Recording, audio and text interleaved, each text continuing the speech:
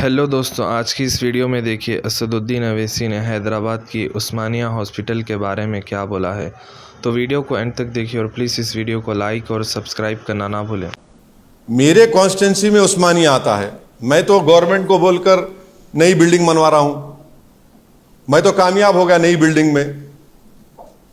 जो उस्मानिया की बिल्डिंग मैं तो बोल बोल के थक गया था इन लोगों को, बनाओ या तोड़ो।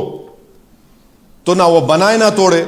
अब कम से कम रेवंत रेड्डी ने मेरी बात सुन ली, चीफ मिनिस्टर ने, और वो गोशामहल स्टेडियम में नई हॉस्पिटल बन रहा है उस्मानिया का। मैं शुक्रगुजार हूं। वो पूरे बेहतरीन बहुत बड़ी इमारत तामीर होगी अस्पताल के लिए। तो अब ये जो अभी आप इनके बारे में बोल रहे हैं, मैं तो मालूम करूंगा कि भाई अगर डॉक्टर्स की नेग्लिजेंस है तो हम कुछ बोल सकेंगे, वरना गैर जरूरी कि हम वो डॉक्टर्स को क्यों आप इल्जाम लगाएंगे। देखिए, गांधी हॉस्पिटल में 98% पूरे गरीब जाते हैं। उस्मानिया में गरीब जाते हैं। वहां पर उनके लिए वो बहुत बड़ी एक सहूलत है। अब कुछ हो रहा है तो नहीं मालूम। मैं बैठकर यहां पर वहां के डॉक्टर्स की उंगली नहीं उठा सकता। और मेरी जिम्मेदारी भी है कि मैं बैठकर सिर्फ बोलूं ये जिम्मेदार है। भाई क्या हो रहा है, कैसे हो रहा है, हम पूछेंगे, मालूम करेंगे, सुप्रिटेंडेंट से बात करेंगे उसके बाद। केंद्र सरकार का कहना है कि 80% रेस्पोंडेंट्स जो थे इस वन नेशन वन इलेक्शन को लेकर सबने सपोर्ट किया। जिन्होंने नहीं किया है, जिन पार्टी ने नहीं किया है, अंदरूनी प्रेशर के चलते उनको भी कल करना पड़ेगा। अब अंदरूनी प्रेशर क्या पड़ने वाला नहीं मालूम मेरे को। अंदरूनी प्रेशर क्या होगा नहीं मालूम क्या होगा। नहीं, लेकिन आपको नहीं लगता कि इन सारी चीजों का जो भी आपने सवाल उठाए उनके बारे में भी कमेटी में चर्चा हुई होगी और उसके बारे में भी कुछ सलाह मशवरा हुई होगी? क्योंकि जब आप सवाल उठा रहे तो ये सवाल तो पहले से जहन में थे और आपने पहले ही आपत्ति जताई। देखिए, गुजरात में एक मामूली सा वक्फ बोर्ड नहीं बना सकते ये लोग। 96 से प्रोसेस शुरू हुआ, कोर्ट को गए, कोर्ट उल्टा करते गए, गलत फैसले लेते गए। अब कोविंद साहब को तो बनाए हैं, प्रेसिडेंट ऑफ इंडिया थे, उनको जिम्मेदारी दी गई है। अब क्या बोल सकते हैं उसके बारे में? यही बोल सकते हैं कि ये हमारा जो स्टैंड है हम उस पर कायम रहेंगे। अब वो अगर कल सरकार गिर जाएगी तो क्या होगा बताइए? अगर ये बीजेपी की सरकार गिर गई 2026 में, फर्ज करिए, अल्लाह करे हो जाए, नहीं मालूम, अगर गिर गई क्या करेंगे? क्या करेंगे बताइए? कैसे करेंगे आप? क्या करेंगे? टेन्योर क्या होगा उसका? आप बोलेंगे नहीं, टेन्योर होगा 29 तक ही, या फिर टेन्योर होगा 5 साल का। क्या है बताइए ना आप। मैं ये तो बोल रहा हूं भाई, भारत की जनता एक फैसला देती है। आप कौन होते भाई फैसला बदलने वाले?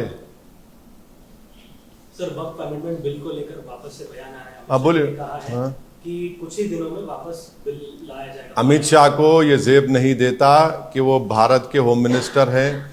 जब स्पीकर ने इसको जॉइंट वर्किंग कमेटी के हवाले किया है और जॉइंट वर्किंग कमेटी अपना काम कर रही है और वो रिपोर्ट अभी पार्लियामेंट को आई भी नहीं, अभी से अगर वो कह रहे हैं तो फिर ये तो अमित शाह एक एग्जीक्यूटिव का हिस्सा है।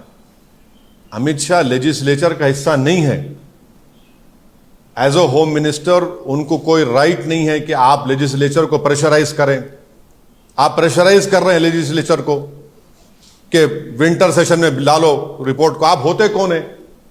भारत में संविधान में theory of separation of powers है। लेजिस्लेचर इंडिपेंडेंट है, जुडिशियरी इंडिपेंडेंट है, एग्जीक्यूटिव है। आप एग्जीक्यूटिव का हिस्सा है अमित शाह। आप होते कौन है हमारे को प्रेशराइज करने के लेजिस्लेचर को? आपको कोई राइट नहीं है लेजिस्लेचर को आप प्रेशराइज करें, और आप डरा रहे हैं लेजिस्लेचर को ये कहकर। सर, ये बुलडोजर वाले इशू पे जो सुप्रीम कोर्ट का आया, नेक्स्ट हियरिंग तक कुछ नहीं करने के लिए जो हिदायत। हाँ, नहीं, बहुत बहुत अच्छा फैसला है। हम तो चाहेंगे कि सुप्रीम कोर्ट जो 1 अक्टूबर को गाइडलाइंस देगा, हम तो बेचैनी से इंतजार में उन गाइडलाइंस के। 1 अक्टूबर तक तो कोई कुछ नहीं कर सकता। भाई, आप बुलडोजर को ग्लोरीफाई कर रही थी बीजेपी, संविधान को ग्लोरीफाई नहीं कर रही थी। ग्लोरिफिकेशन ऑफ बुलडोजर हो रहा था। और आप देखिए, अगर किसी एक मोहल्ले में 50 घर हैं, और सिर्फ घर तोड़ा जा रहा है अब्दुल रहमान का, तो आप ये बता रहे हैं कि वो पूरा मोहल्ला इलीगल नहीं है, सिर्फ यही इसका घर इलीगल है। ये कौन सा है? तो नफरत की मिसाल है ये तो कम्युनलिज्म है पूरा ये बीजेपी का। तो उत्तर प्रदेश में, मध्य प्रदेश में, गुजरात में, महाराष्ट्र में कैसे कैसे वाकयात हुए, दिल्ली में देखिए, जो भी सरकार तोड़ना चाह रही है ड्यू प्रोसेस को फॉलो करना पड़ेगा, आपको नोटिस देना पड़ेगा आपको। आप मनमानी नहीं कर सकते, कोर्ट का स्टे है तो भी तोड़ दे रहे आप। इलाहाबाद में वाइफ के नाम पे घर है क्योंकि उसने CAA प्रोटेस्ट में हिस्सा लिया, आपने पति को नोटिस दे घर तोड़ दिया आपने। तो ये तो जुल्म है ना। इसमें आप मेरे मालूम था आप पूछेंगे, मेरे जवाब में वो भी शामिल है। सर, गणपति विसर्जन के दौरान कर्नाटक में, तेलंगाना के कुछ हिस्सों में, उसके अलावा देश के अन्य हिस्सों में नहीं, तेलंगाना में कहीं पर भी कुछ नहीं हुआ अल्हम्दुलिल्लाह। तेलंगाना में पीसफुल रहा, दोनों कम्युनिटीज़ ने मिलकर। हाँ, थोड़े बहुत है बात, जहरीले लोग हैं, वो अपनी कोशिश करते रहते हैं, मगर तेलंगाना में पीसफुल हो गया। कल जलगांव में वहाँ पर कुछ हो रहा था रात में, तो वहाँ के मैं जलगांव के SP से बात किया, मैं उनको शुक्रगुजार हूँ। उन्होंने बोले हम पूरा एक्शन ले रहे हैं, आप बिल्कुल मुतमईन रहिए।